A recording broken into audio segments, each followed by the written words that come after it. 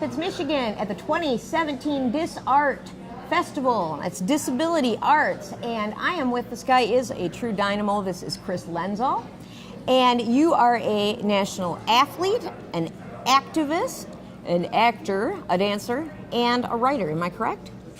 Well, I wouldn't call myself an actor. I was in a couple movies. You're in a couple movies. You're also very humble. I'm not a writer. I'm making a movie. You're making a movie. Okay. Right. I'm a wannabe filmmaker. I'll say that. Well, before we get into all these things, I'm so impressed that you just have the gumption and you don't stop. Where did you grow up at? I grew up in Detroit, Michigan. You did? Oh, yeah. In Michigan. Cool. He's Detroit Redford High School. Awesome. Class of 77. Well, tell me. It's closed now. 77? Wow. I was 7 years old. I'm old as dirt. Both of us here. And you got your legs cut off in a cardboard compactor when you were 19? Yeah, I was hurt in a work accident somewhere when I was 19. Wow. Well, tell me though, back then, how was it? I mean, becoming disabled. Tell me a little bit about your story. How you ever ended up getting into, all the stuff you've done. Good Lord. Initially I got into sports. I had been athletic, involved in sports and physical activity, my whole life up to that point. And I thought, well, that's going to be out. No, I'm not going to be able to do that. I know I'll be able to get stronger and get fit and stay physically fit, but I had no idea there was such a thing as wheelchair basketball or wheelchair track or road racing. And wow. So I found out about it soon after I got out of the hospital, and I started playing. I got out like July of 79, and I started playing like August or September of 79. And wow. So you were in the hospital for like 2 years or like no, 1 year? 41 days. 41 days, really? No, I was injured in 79. Injured? Oh, you were. Okay, got it. Graduated high school in 77. Okay, got it. Yeah. So your attitude, you weren't, I would have been resentful. It would have taken me forever to get around to accepting it and moving forward. What helped you do that? I think a couple of factors. One is I had just taken a philosophy course the semester before in college, and it was Introduction to Logic. And I think it gave me the perspective of looking at my situation logically. Okay, this happened. I can't go backward. What can I do going forward? And it's like if you were to ask anybody, they had a disability, they just got a disability, they've had it 10 years, they don't have a disability, ask them, do you want to be happy or not? Exactly. Do you want to be productive or not? Exactly. Do you want to be fulfilled or not? Who's going to say no?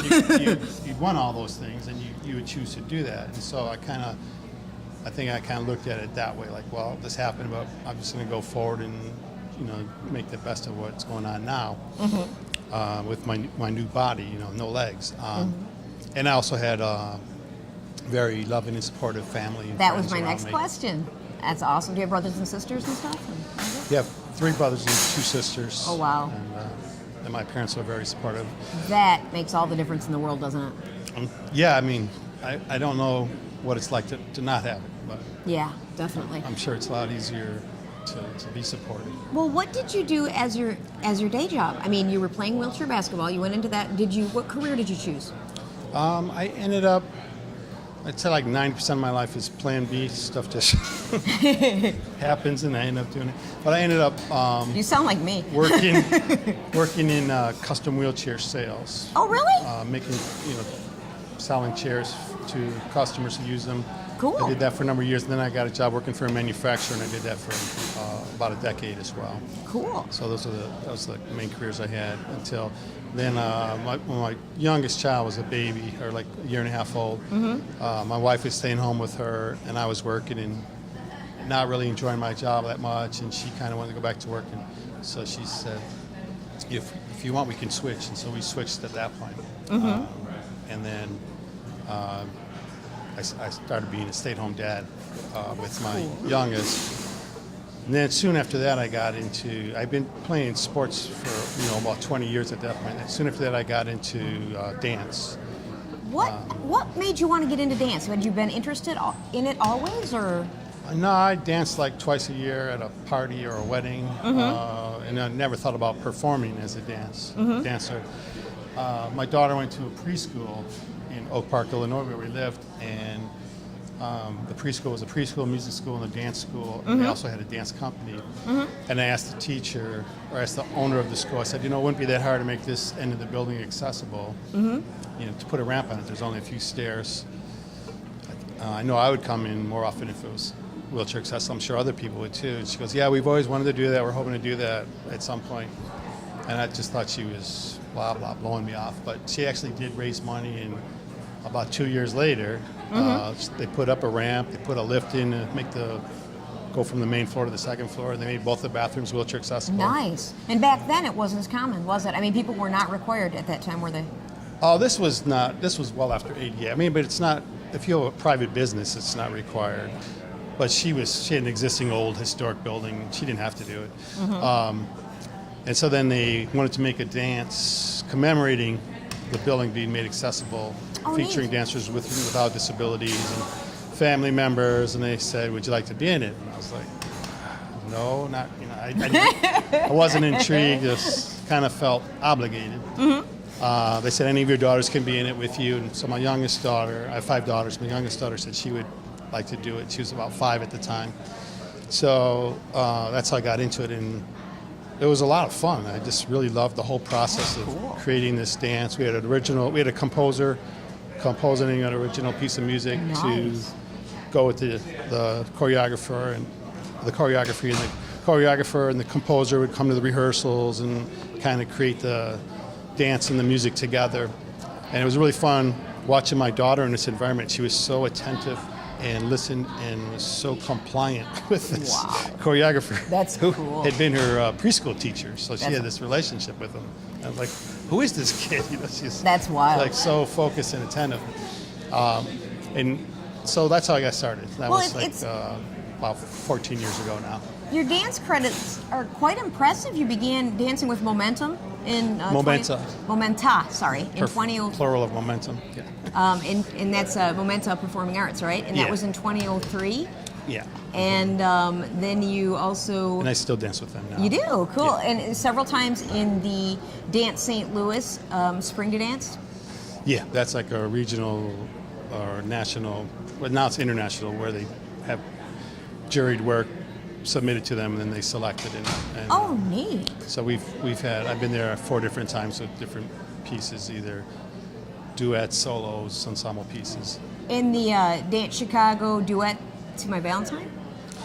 Yeah, that's like I did the tango with Anita Fillmore Kenny. Oh, cool. One of my dance partners, my main dance partner. That's awesome. That's awesome. And we have Chicago's Bodies of Work Festival of Disability Arts and Culture.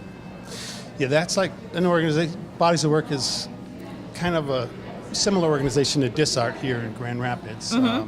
It's founded by Carrie Sandahl, and she's the director of it. Oh, neat. It's here. Wow. I'm learning all the time. Well, it's in Chicago. Oh, it is? Okay. Yeah, So, but it's like what's here. Very Okay, much, got it. They kind of they do similar events, cultural, disability arts and culture events throughout the year. Got it. And they've had a couple of big festivals, one in 2006 and one in 2013, where we had dance concerts, plays, music concerts, that kind of thing. So I've been in both of those, and then the other smaller productions there too. And then there's Counterbalance. What's Counterbalance? Counterbalance is a dance concert that's put on by Ginger Lane, who's the head of Disability Arts and Culture for Access Living, Center for Independent Living in Chicago. Nice. They've been putting on almost annually, usually once a year, a dance concert in Chicago, starting in about 2008, I think was the first time. I think we've done it every year through 2016. I'm not sure if it's going on this year or not. State of Illinois funding is pretty much in the shambles. Is it? Yeah. We haven't had a state budget in 20 months or something. We had a governor that makes Trump look like a good guy. Oh my gosh, that's bad. And then we've got the Disability Pride Parade in Chicago that you've appeared in several times as well. Tell me a little bit about the Disability Pride. operates? It's been around about 13 years now, I think, in Chicago. There's only a few cities in the country, in the world, that have a disability pride parade. A lot of people are like, what is disability pride? What is that? And some people joke like, well, I'm disabled, but I'm not ready to come out as a disabled person yet. But it's a big, huge gathering. It starts like maybe a half-mile parade, and then we gather at Daly Plaza, a big public plaza in downtown Chicago, and there's booths set up around the perimeter of the plaza with different disability-focused organizations that they're manning the booths. And we have a stage, and we have like a hour and a half, 2 hour of entertainment featuring musicians, very cool, dance, poetry. There's a keynote speaker usually. Let's talk about the movie that you're making, but actually you were in a couple of movies already, right? In Ripped in 2011 and then Alley Cat in 2014?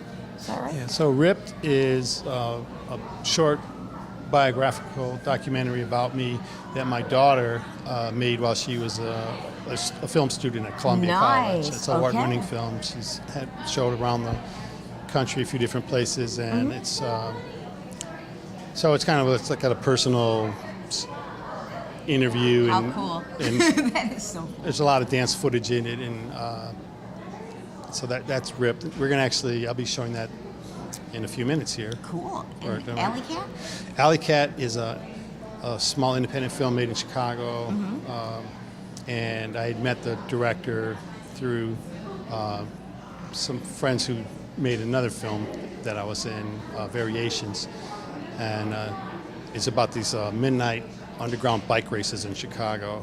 And I just had a small part at the end where the main character she's been up all night riding, and we come and have a little encounter on the lakefront as the sun's coming up on the lake. Can we talk a second about the short biographical documentary that you're currently making about Mike Irvin, who was a playwright, disability rights activist, and writer? Yeah, he's all that. He's all he still that. is. Wow.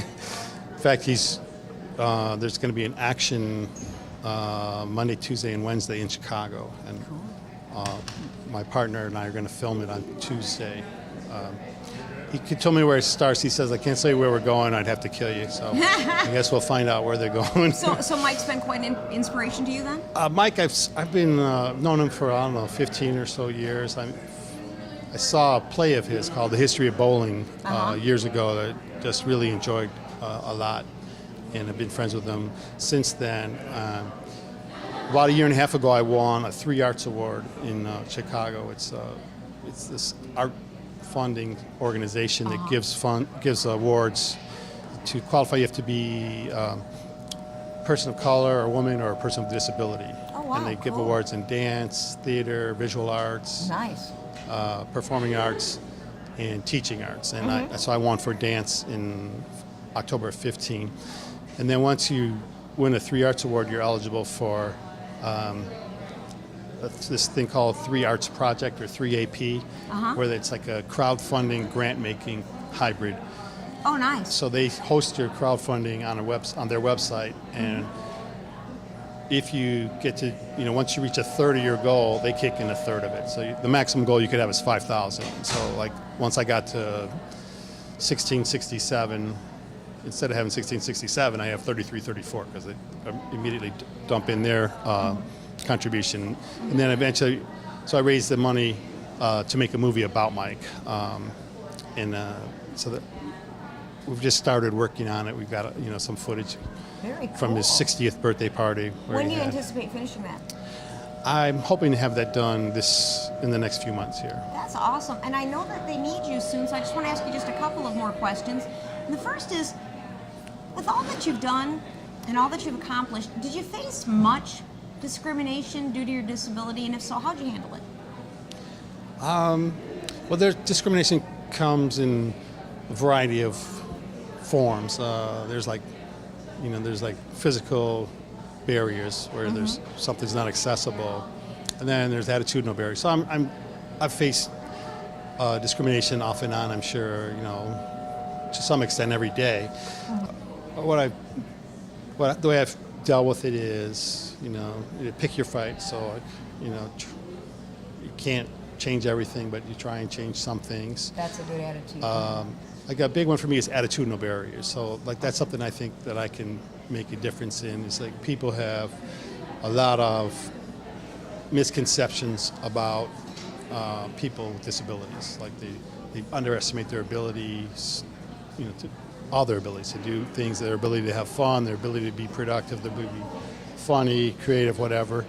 And so I try to by living my life, show that, and by associating with other people with disabilities, show that the idea of a person with a disability is a pathetic, exactly, person whose life doesn't have value. That's inaccurate. That disability is naturally occurring a part of the diversity of life, and it's been around. It's always been around. It always will be. And it's the people with disability, are some of the funniest, brightest, and most interesting people you'll meet. So absolutely, there you go. Try to.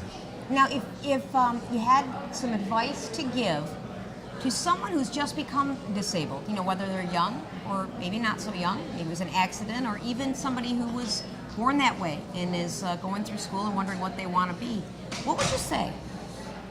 Two things come to my mind right away. One is to look at your situation logically, and ask yourself, do I want to be happy or unhappy? Do I want to be productive or unproductive? Do I want to be healthy or unhealthy? And if you look at it logically, you want to be happy, you want to be productive, you want to be healthy, and do what you can to reach those goals.